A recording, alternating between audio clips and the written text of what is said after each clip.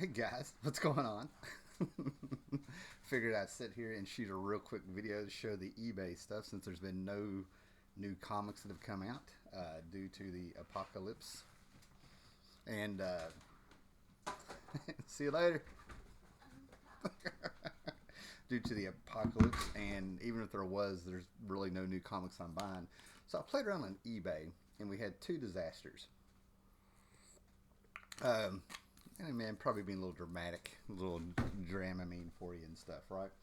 So one of the first things I ordered, and I got a great price on it because I almost have a whole set of this. You've probably seen it in the background here if you've been watching some live shows here recently. But the Starman omnibus, right? These things are out of print, and it's a great set, great art. Tony Harris, James Robinson. I've talked about Starman many times on here. And it was really cool to get the first one. I have the first two in trade paperback. The rest of them are in hardcover. But these are sort of Moby Dick books, is what I call them, right? It's like they're not really huge demand, but they're out of print, and they turn around and they're hard to find, and people are selling them from anywhere from $50. I saw up to 125, right? So I found one for 20, hardback, mint is what the guy said. I kept an eye on it. Couldn't believe anybody got it. Checked the guy had I don't know, maybe 48 feedback. Um, Most of them positive, one or two a little bit neutral and stuff. So I get this thing and I'm all excited. I'm tracking it and it comes back. And the guy, now I've been doing eBay. I see you looking at me like that. The guy on eBay, I've been doing eBay since 1998. Now we're talking, we're going into our third decade with eBay.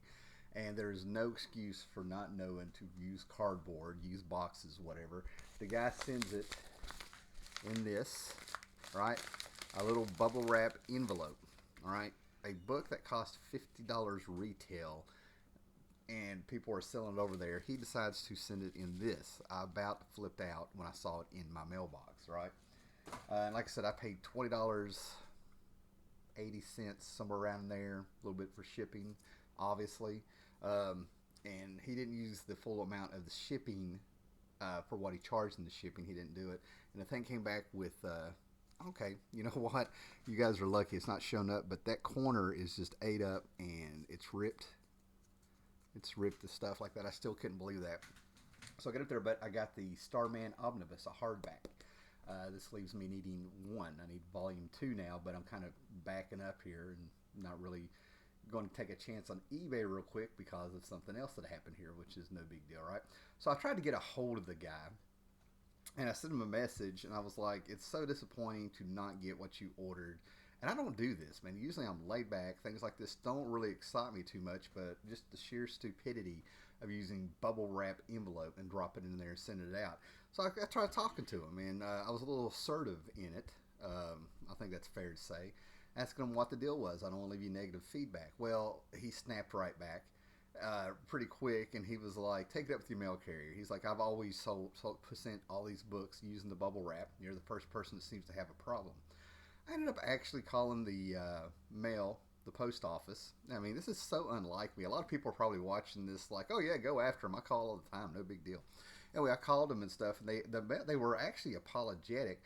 But I was like, do you not have a policy where you leave me the card telling me to come to the post office and pick up a package if it doesn't fit in the mailbox of all things, right? And they were like, yeah, but if it fits in the mailbox, we put it in there. And I told them what happened, and they were like, well, the person who does the packaging and shipping should have put a label on it, a yellow label saying fragile or something like that, and some other stuff. So they said it is the responsibility of the person, the person sending the package.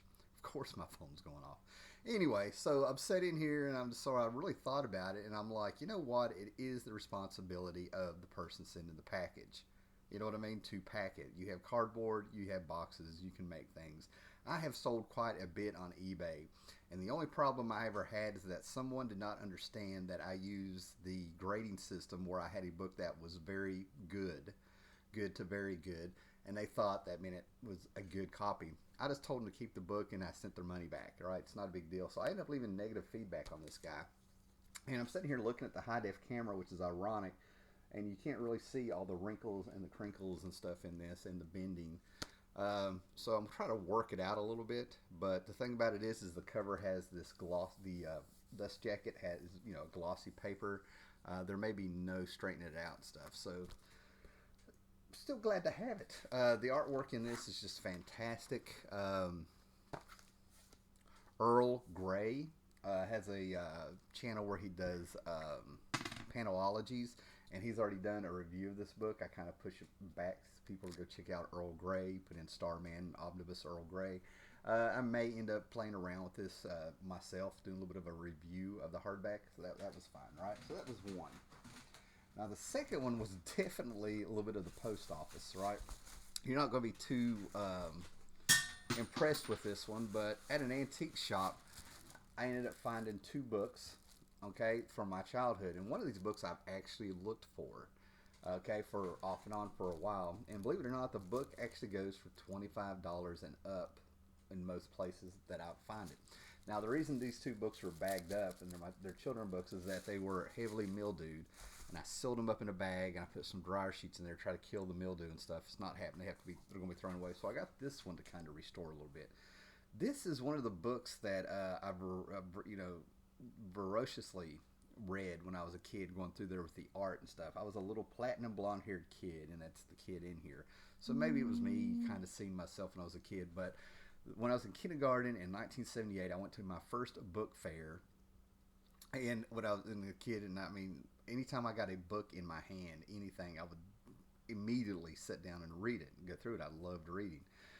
So I got this book, and this was my favorite book, reading it through over and over. I cannot get over how the title was so simple, The Book of Giant Stories. I remember the pages in here and the things that was going on in here.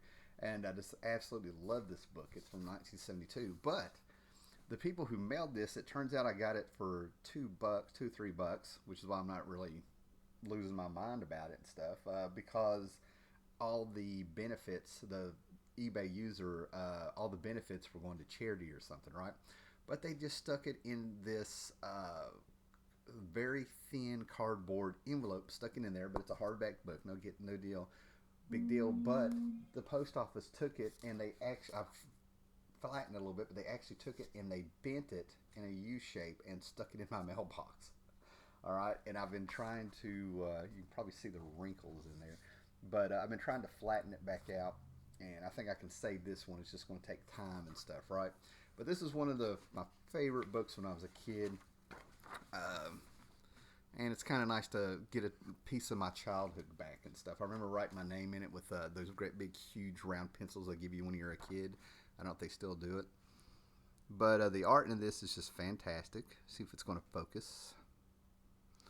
But it had one of my favorite stories that I was actually misremembering as a kid as the cover. But it had a giant. There it is. This is what I thought was the cover, which is why I never really found the book.